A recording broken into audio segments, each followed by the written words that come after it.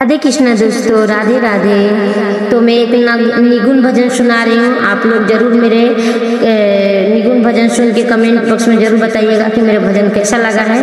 एक माँ अपना बेटा से दर्द भरा भजन सुनावा तरी, बाकी बेटा के दिल में दर्द नहीं आ रहा है कि मेरी माता किस लिए रो रही है। तो आप लोग ये दर्द भरा भजन सुन के कमेंट बॉक्स में जरूर बताइएगा कि मेरा भजन कैसा लगा है।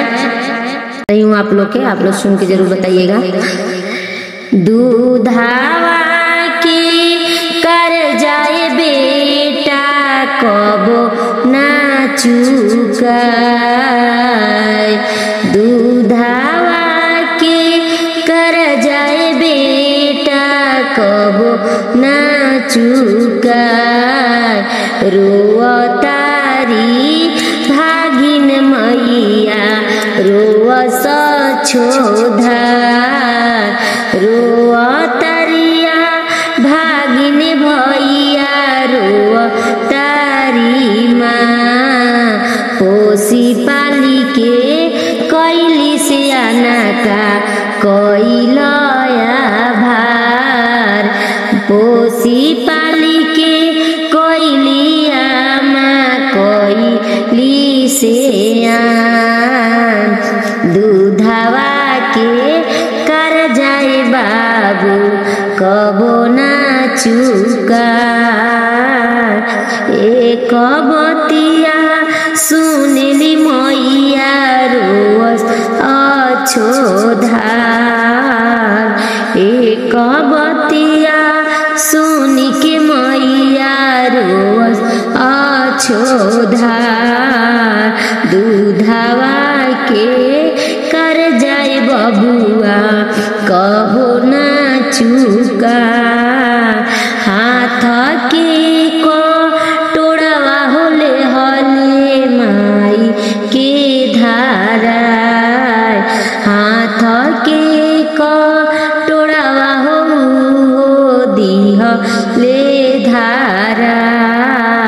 चली चली जय है माई व्यासर माधा, चली चली जय है आमा आसर माधा। दूधावा के कर जाए बबुआ कबो ना चुका। रोआ तारी भागिन मैया रोआ सछोधा, तोहरे का रनवाए बबुआ भी कैले घरवा दुआर। तोहरे का रनवाए बबुआ भी कैले घरवा दुआर।